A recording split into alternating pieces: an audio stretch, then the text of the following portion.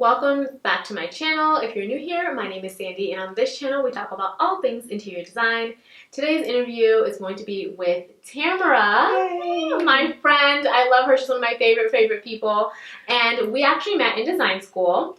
And Tamara is actively a design student who is almost done. She's in her senior year.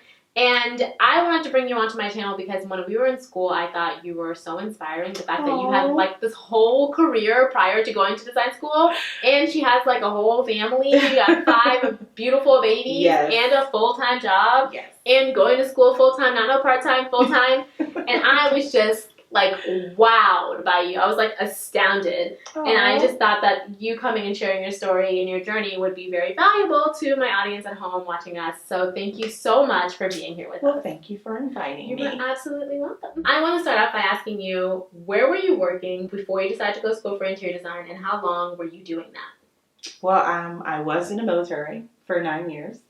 After moving to Atlanta, I became a custom framer. So I work in a custom frame shop, and so I've been doing the custom framing for about 5 years here in Atlanta. That's when I moved here. So I enjoy doing it, but there was a customer who came in who was an interior designer. I've always been passionate about helping people, and I've loved art. But my previous career in the military, I was in the medical field. I did get to help people and you know, touch people's lives, but there was still a part of me that was not fulfilled. So the art part was missing. You know, you were framing art, but you weren't creating the art. Right. Yeah. and once I got out, the medical field just didn't feel the same. It didn't feel the same as before, and I just knew that I wanted more, and I don't think I would have met this woman any other way if I hadn't been in Atlanta, if I hadn't, you know, been working in framing.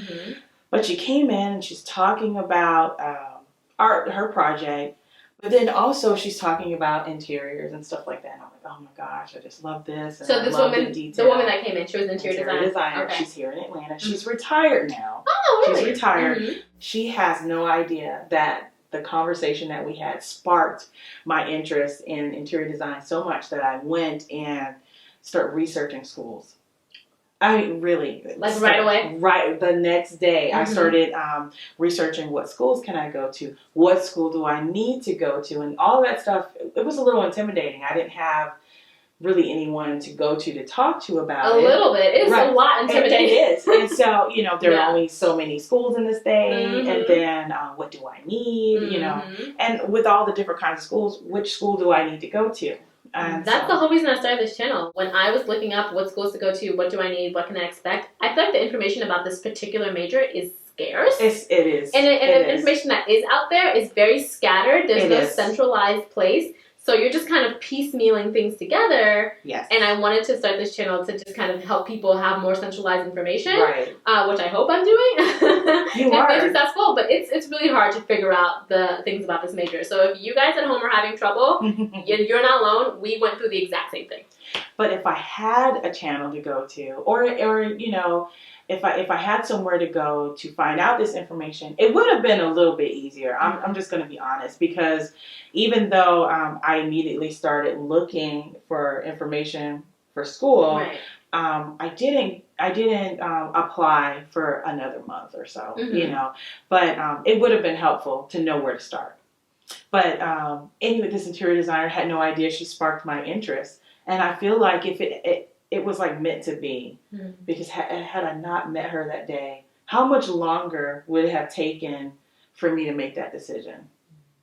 You know, and it wasn't because she was in the business today or she was doing it now. She was retired, you know, so wow. I just decided she was just that special. Have you ever told her that? I did. So crazy. I actually saw her again, and I had her information. But I had been in school after we had already met, maybe a year. I went to the High Museum of art, and she was there. Just randomly. She was there, and I saw her, and I was like, oh my God, I have to tell you something. And she was with her friends. I didn't want to embarrass her, but her friends were looking at her like, oh my God. You know, I said, you don't know how much you've inspired my life. And I told her, we had finished my first year of school. So that was already under my belt. And she was standing there like a 30-minute conversation just completely changed my life.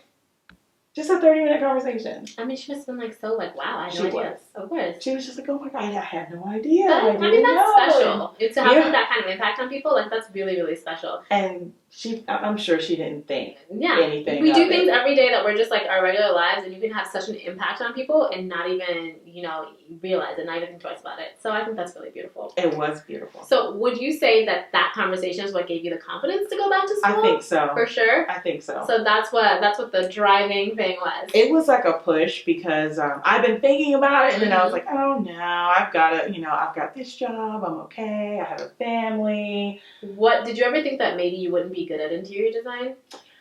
Some people, I get questions like that. They feel like, oh, they don't have the confidence because they're concerned that they won't do well at it. Which is strange. It's weird to me when I get that question sometimes because that thought never entered my mind at one time. I don't think I ever thought about, am I going to be good at it? I was like, I'm going to school, and then by the time I'm in school, like I'll be popping, it'll be good, I'll be amazing. That never ever entered my mind, not one time. So when people ask me that, more than once, I get that question maybe like, I don't know, a couple times a week. Really? Yeah. That's something I just never felt like I can't do it. Yeah, I never felt like that. Like I can't do it. I felt like, oh, this is gonna be hard. Yes. I always felt like I can learn to do this. Yes. I didn't think, oh my God, I'm the best interior designer ever. I already got this. No, you move don't. out the way. I just felt like whatever I don't know how to do, I can definitely learn. Definitely learn, and then you have passion inside of you. So that definitely translates into your work, and then with how you interact with like your future clients. So you were telling us that you were in the military for 9 years. Yes. You worked at the frame shop for 5 years. Yes. We talked about in the beginning, you have a whole family. I have a whole tribe. A whole tribe at home, in college and everything. Yeah. You're in high school. And how old does that make you? I'm 43. You were 43, which she doesn't look at all. I remember when you told me you're 43. I know you're not supposed to say that on camera, right? But I'm 43 years old. I don't think you look 43 at all. Yeah. You have also such beautiful skin. Oh, thank you, darling. Were you ever worried that you were going to be older than the students there when you were going to school? Because I was concerned, and I was 23 when I went back to school. You were concerned?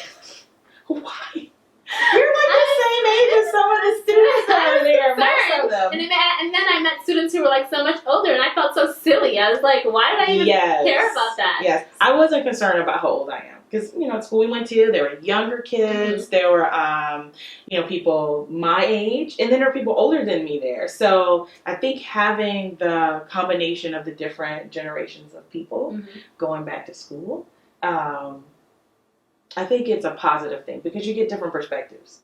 You do, 100%. You get different perspectives. I remember being in class and listening to you, provide some, mom wisdom to some of these youngins who were so worried about other things, even stuff that wasn't design related. They were worried about, boys or their friends or this, and I heard you just drop your little 2 cents, just trying to give them a lesson in life, baby, that's not going to matter.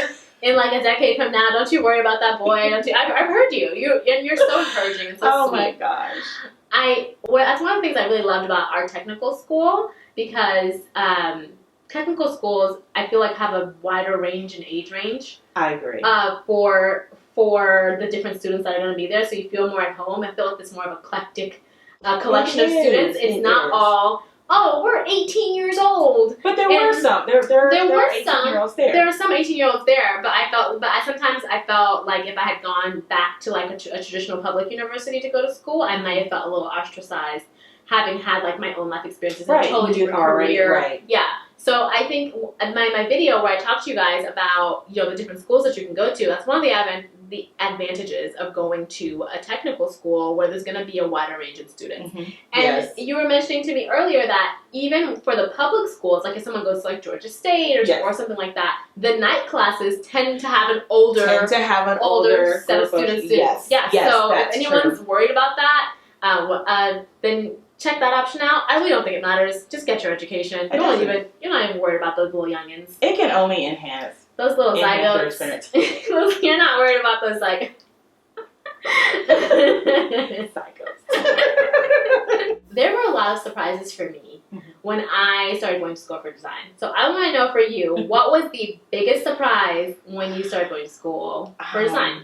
The biggest surprise was the amount of detail that goes into the work. So you think, oh, I'm just going to put this little sketch together and then I'm going to make a little floor plan and we're going to go and decorate a room. Well, that's only part of it, right? That's only part of it. It's so like the smaller part of it. That is the smallest part of it. But there's a whole lot of research that goes into interior design, designing your space, designing where you're working, and attention to detail is very important. So I was kind of shocked about how much detail went into the work.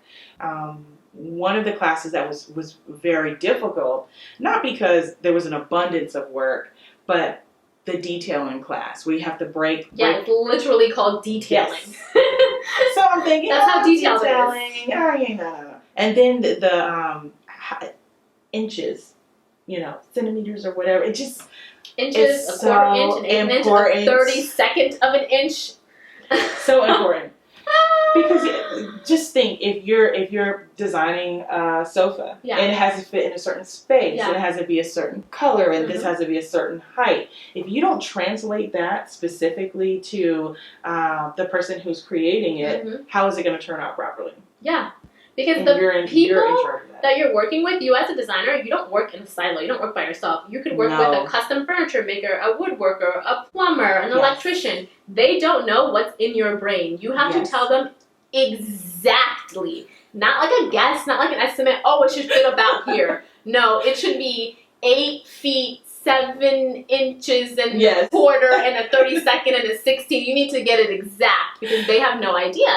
And also, if someone messes up, you can refer back to what you said. That's an important point. What you drew was a contract. That's an important point. You can be like, I said, you're not charging me more to redo it. You messed up. Yes. I said this. Yes. I said A, you did B. Absolutely not, sir. Absolutely not. Because you could get like a crappy contractor on your project. Like, you have no idea. But that, I think, is one of the reasons that the level of detail is so important. That was a surprise for me. Not that I didn't think that interior designers were detailed, because I knew they were detailed, but no one knows the level. Not to that point. Yeah. Oh my gosh, I loved it. I didn't like it at first. I didn't. But I loved it in the end. Okay. Yes. You like it now. What do you feel like was something you were not expecting to learn, but you did learn? I wasn't expecting to learn. I know you said the level of detailing. Yes, the level of detail. Anything else could have been surprising for you? Well, the architectural drafting was one of the things that I wasn't expecting. That's the class where you learn to draw floor plans. Yes. So I don't know. I guess in my mind, I'm just going to put it in the computer. And then, boom, there's a floor plan. You know, I didn't even think that interior designers did floor plans. I thought architects did floor plans. Yes. And then we were just learning to read them. Yes, but in our mind, what we're talking about right there is just being a decorator. I learned that interior designers are not just decorators. We're responsible for so many other things like codes, building codes. Yes, it's really important. So I didn't know that we needed to decide where the plumbing wall was going to be. I didn't know that we needed to decide where the air conditioning unit was going to be. Like, I had no idea about it. And it can't just be anywhere. No, it cannot. No, it cannot. It cannot just be anywhere. They're like rules. Oh my god. Yes. What do you feel like is something you thought that you'd learned in school, but you were like, never had a class on it, never learned it, and we're like, how to style, how to decorate. They don't teach you that in interior design school. That is what I tell people all the time. You're not going to learn that in school, how to style, how to decorate. There's no class that's like, if you ever seen those diagrams that are like, this is how to fit a rug in a space. This rug is too small. This rug is too big. This rug is blah, blah, blah. No one ever teaches you that in school. No one's ever like, this color, you should put this lamp, this flower vase, and this candle, and these lamps here. There's never a class like that. You're not going to get a class that way. You're never going to learn a class like that. But what are you going to get in the class is you're going to get rules and guidelines to follow so that you know which rules you can break. Yes. I love that. That's what I tell you learn the rules so you know the best way to break the rules and bring your style, not just your style, but your client's style into their space, because that's important. Yes. Because I have a video about, for example, color theory. Yes. And and it's about the color wheel and just basic color theory about why certain colors go together. Yes. And once you know that, you know how to break that a little bit. Yes. But also for people who like have no idea where to start when you're picking a paint color, it's a good reference. It's so easy. If you want, okay, I like blue, but I don't know what colors to go blue. Just go opposite blue or go next to blue. Super, super simple. And those colors are going to be bangers each time because that is what the science of color theory tells us. Yes, but think about it. Think about how something can be so overwhelming. But if you know the rules, it makes it so simple. That's what I appreciate. I also love how you said that once you know the rules, you know how to break them. Yes. Because design, it's art. And art is free-flowing and fun. You don't have to stick yourself in the box each time. The rules, yes. Aside from, like, commercial things, like legal safety things. Don't break the rule on that. No. Don't kill nobody. No. Don't build a structure that kills somebody. No. Aside from, don't break those rules. But, like, creative, color rules can be broken. Texture, all that. Yes, and then that's the point where you're going to bring in your client's personality into the space. Mm-hmm. Because just because you like the black and white, they might like something else. So you have to know how to incorporate their style and function. You're designing for somebody else. You're designing for someone else. So if you have a style that you like and you don't like their style, tough luck. They're keeping your lights on. So yes, you need to do their style, not your style. And that's another thing that you learn. You learn different styles. So learning the history of architecture and the history of interior design, it makes a difference. So you know what periods go together and which ones you can mesh. So which ones you can mesh together, definitely. So you're in your senior year, and you've already probably passed the internship class. Yes, where you have to get an internship. Okay. So how important do you think the internships are? And where did you have an internship? Well, I did an internship with an online design company. So like an e-design company. Okay. Like an e-design company. And then I did an internship with a local designer that's right here in our city. Residential? Residential. She was a residential designer. And so I had an opportunity to work on a show house in Atlanta. Because of this internship. So what's really interesting is the different things you learn by taking on different internships. So I would suggest, you may think that you want to go into residential design, do an internship with a residential designer. You do not have to do just one internship. No, I suggest do as many as you want. So I'd say minimum 5. Honestly, I say minimum 5 if you can do it. I would agree. I would agree with that because that gives you kind of a taste for the industry. There's hospitality, there's commercial, there's residential. Specialized people work with, people who are ADA who need help with designing for ADA compliance, and so it's a lot more than just residential design. So you may find out that you like something that you didn't think you liked. True, you could decide you love doing gyms. Or retail stores, or restaurants. There's so many things that you can do. You might decide that that's better for you. One of the students that graduated from our school, he now does commercial spaces, and then initially he was going to do residential. And now he's just enjoying commercial. Yes, he enjoys it. He is enjoying it. I absolutely love that you saying that because it really does. Internships help you figure out if you do like the thing that you think that you like. Because I don't think just being in school is enough. That real world experience is so needed. I knew a girl in college who wanted to be a pediatrician. She was like, I'm all about it. I want to be a pediatrician. I want to work with kids. I love it. And then she had an internship with a pediatrician. And after that internship, she was like, absolutely not. I do not want to be a pediatrician. She was like, all she does is like prescribe freaking baby Motrin all day and cough medicine and have kids like sneeze on her all day. And I was like, she's like, I did not know that it was going to be like that. So she's like, I'm really happy I had that internship to tell me I don't want this. And now I think she's going to go into like being like a general surgeon or something like that. Oh, that's good. But that's now she learned that she liked surgery instead when she started doing different residency rotations and all that. She wouldn't have found that out unless she went through different rotations. Yes. Unless you had different residency. In medicine, you have to spend like 2 weeks in different professions or something like that. And it's not always 2 weeks. It's not always 2 weeks, but you have to go into different sections. So, and different departments and stuff like that. So you do get a taste of different things. And like you said, your friend decided she didn't want to be a pediatrician just from that one, that one internship. Yes. You could have like you know, if you didn't have one, well, which is impossible to not have one in medicine, you have to.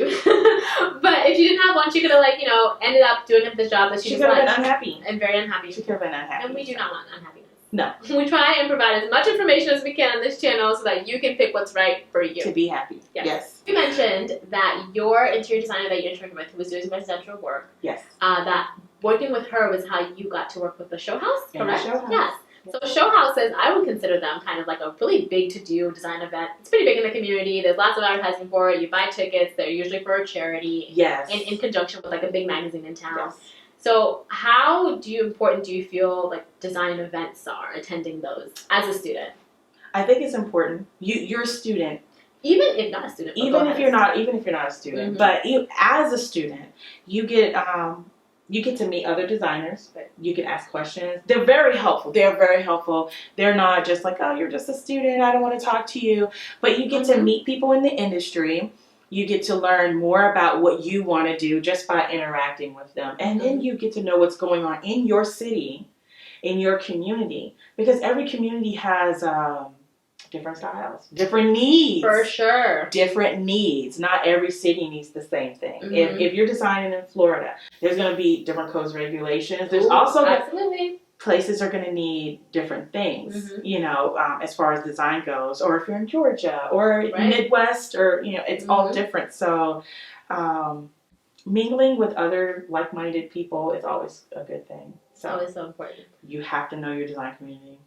I think so. I think they're very important. They're very helpful. They are very helpful. It's such a good base of information. There's so much that you're trying to do that lots of them have already done. They've already done it. They can help you. Don't reinvent the wheel. Don't do fire again. Somebody already did it. You know? That's a good way to put it. Because you can ask questions. Yes, and they're so welcoming. At least here in Atlanta, they're really welcoming to design students. When somebody knows you're a student, they're like, oh, okay, how can I help you? Look at you like a little pet. Like, I helped a student today. Like, they do. They treat you like a little pet. But I mean, they're trying to be helpful. They are. Even design centers, I think, are usually welcoming to students too. If they have something you want to learn. I've always had good experiences there. Yeah, you can help. You can go to the front desk at like ADAC and say, hey, are there any internships?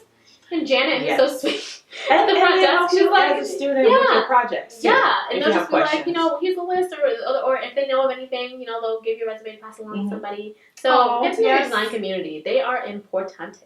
And I know you've already talked to your viewers about design organizations. So I have a whole video on design organizations. Check out that. Different places that you can get like memberships. If you're a student, sometimes it's free. If you're not, sometimes it's paid. Yes. They have like conventions that you go to, so it's not just like random events here and there. They have like whole like 3-4 day things that you can get discounts at hotels and other kinds of things. Yeah, just like here they have Design ADAC, you know. So that's something that's really be a part. Don't be afraid. I mean, you can just sit back and look. Even if you don't want to engage, just go learn through like osmosis. Just be in the environment. Learn through osmosis. Just be like a potato absorbing water. Just like be there. It's always great. You're not gonna make a bad choice by being a part of it. No, you will not. It is never a bad decision. So you have had this experience with residential, the person I interned for, the e-design, which is residential as well. It was residential, yes. And you've had experiences in school. There's commercial classes, residential classes. Based on all that, where do you think you land? Where do you want to be in the industry? Do you want to like work at a firm? Do you want to have your own business? Do you want a residential, commercial? Where are you at? I'm really interested in having my own business. Okay. And kind of two parts to it. I enjoy doing home staging. And home staging can be, or staging, I should say, could be for homes. It could be for events. Yes. You know, so it's not just staging houses to sell or to show. You can do staging for events. So I'm interested in that, but I'm really interested in working to design for people with disabilities. Okay. I really want to do that. So for those who don't know, because you mentioned ADA earlier, ADA stands for the Americans with Disabilities Act, and it's basically a law that has like a set of rules about designing for everyone, universal design, for everyone in mind. Right. So there's a lot of rules in place for commercial buildings, public spaces, so that someone with a wheelchair can access it, or someone who's blind or deaf, or you know, someone who maybe is older and can't lift a heavy door or something like that. Yes. So you're talking about bringing ADA into residential spaces. Residential spaces. So people who potentially have disability at home, mental or physical. Or physical. Yes.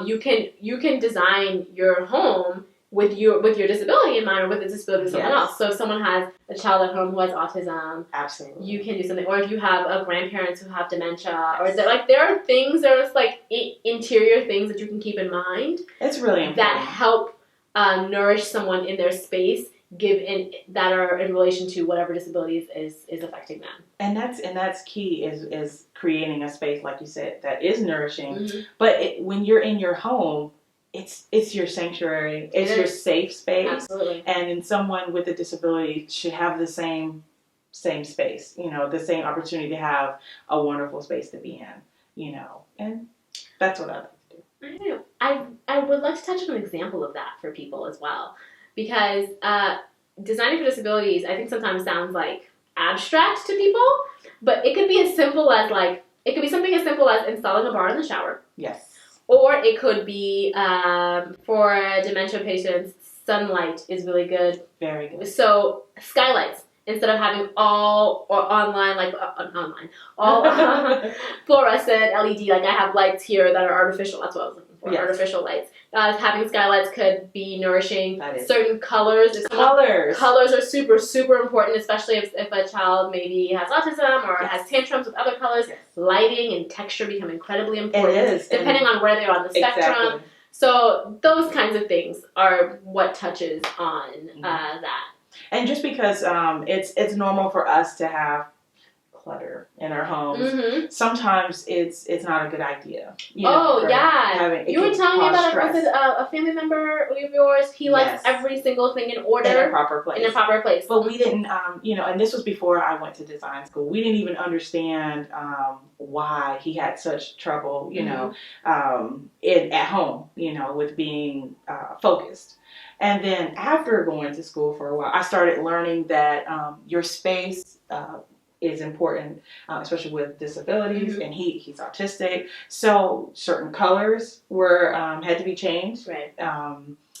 He needed things to be neat and tidy, mm-hmm. and out of place. Whereas we might want pillows everywhere. Yeah. He only wants one pillow. You know what I mean? Yeah. Just that. It's not about what we need. It's what he needs. And it's such a simple change, yes. but it could have a huge effect on his behavior. And it was impactful, mm-hmm. because that's his favorite space. His room was mm-hmm. his favorite space because it was the way he wanted it. Exactly. We all just want things the way we want that. It's a safe place. Have it your way. We all just want Burger King customer service is what we all want in our spaces. As a current student, what advice do you have for design students? Make the decision to go. Just go. Make the change. Don't wait tomorrow. Start tonight. Start doing your research. Make a move. That's what I say. Absolutely. That's the hardest. Simple. That's the hardest part. It is the hardest part. It's the hardest part. And what is a design book that you recommend to those at home? Well, I really like Arts and Architecture. It's not even one book. It's a grouping of magazines. Mm-hmm. So they ran through the 40s and 50s and 60s. So they're not in production anymore? They're not in production anymore, but you still can find them on Amazon. Mm-hmm. And it's not just, you don't have to buy them individually. You can buy the whole collection. Not too expensive, but what I like about the books is today magazines are all filled with photos and pictures, right. Which is great. Yeah. That's great. Mm-hmm. But there's a lot of information, architectural information, mm-hmm. That are in these. So Arts and Architecture, look them up. Even the case study houses are in there. And if you don't know what the case study houses are, look that up. I don't want to give away all the secrets, but it was a good program. So look those up, and you'll learn a lot about architecture and design. Of course, there are pictures in there too, but the articles are what I really like. Super informative. Mm-hmm. So we are nearing the end of this interview, mm-hmm. and on my Instagram, I polled my audience and I asked you guys to send me questions that you had for Tamara, questions that you had for her. When I'm doing these things, I really love to get you guys involved, and you ask me so many questions, and I'm not all-knowing, so I bring in people who know different things than me and have different perspectives, and I'm going to be asking her some of your questions. Here we go. Our first question is from, I'm going to butcher her name, so I'm not going to say that. She says, how does she juggle it all? You have full-time job, whole family, you have parents that you care for sometimes, you have pets, You have a whole like thing going on. How do you juggle it all? Scheduling. Scheduling. Okay, you like do blocks of time? Or You have to because having even if you don't have a large family, but you have a job, so you're gonna have to work while you go to school. If that's what your situation is, you have to block out time. Of course, block away time for work and school, but in that all, you still have to block out time for studying and personal time because you can get really stressed out trying to do it all and you'll burn out and you don't want to get burned out to the point where you're like, I'm just done. So make sure that you carve out time for yourself and stick with your schedule. Don't make a schedule and then not do it. Don't do it. So why'd you make a schedule in the first place? Exactly. So it's very important to stay on schedule. That's what helped me. And I'm kind of sticking with that because if not, then everything is a little out of order. What do you use to schedule your time? Do you a planner? Just a regular planner? Just a regular planner. You can use your phone. You can use your phone too. From Splendid _ she says, how did you know it wasn't another career you wouldn't want in a few years to come? That's a good question. How did you know you're going to go into this after 9 years in the military and 5 years of framing? I was worried about that. I'm not gonna joke about that. That was something that I thought, especially when we start taking really hard classes in interior design. You're like, am I sure I want to do it? You know, but it incorporates more than one of my passions. I have a passion for helping others. I love art. I love design, and it works together. So if you can take your passions and create a living out of it, I think that's really the way to go. Absolutely. And that is the thing that made me sure. Make your passion profitable. Yes, because going back to school, it's not a oh, I can just do this. It's a lot of dedication and it's money. So ooh, yeah.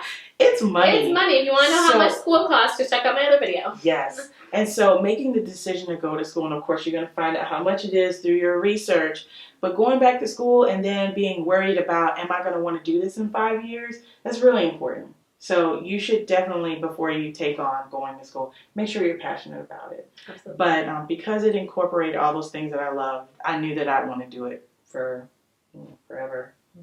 Our last question, also from Splendid. How did you feel after going back?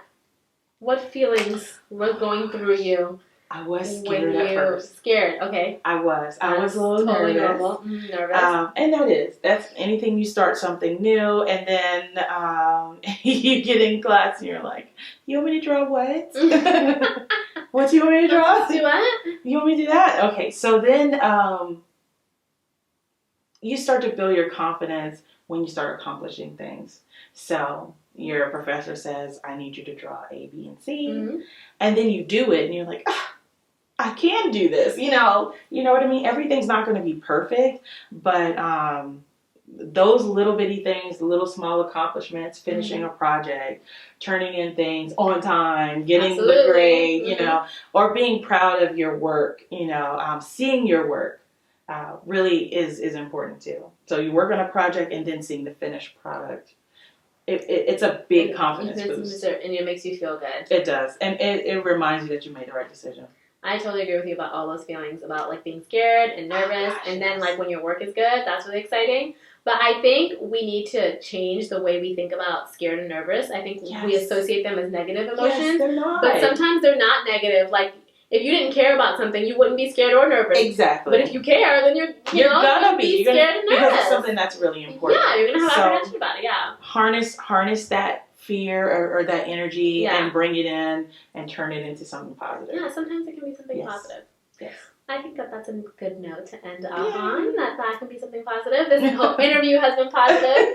You're such a light. I've enjoyed it. You're such a light. I want you to know that whenever I'm like in a bad mood, sometimes I'll just like go to the frame shop just to hang out with you, just to like be in your presence because I think you're so like sweet. The sun. And I'm just like, I just need to get some vitamin D. And I'll just like go be in her presence and I just always feel better. You're so sweet. It's because Sandy's sweet. You're so sweet. I'm so happy that you were on my channel. Thank you. Thank you to everyone who was watching. How can they reach out to you? How can they reach out to me? You have an Instagram. I do. Does anyone DM you and maybe ask you any questions that they might have? If they want to, should I share that? Or? Yeah, absolutely. I will link her Instagram down below, and if you have any questions for Tam, you can DM her and ask her, or you can DM them to me. I'll shoot them her way. Yeah. Yeah. So let's do that.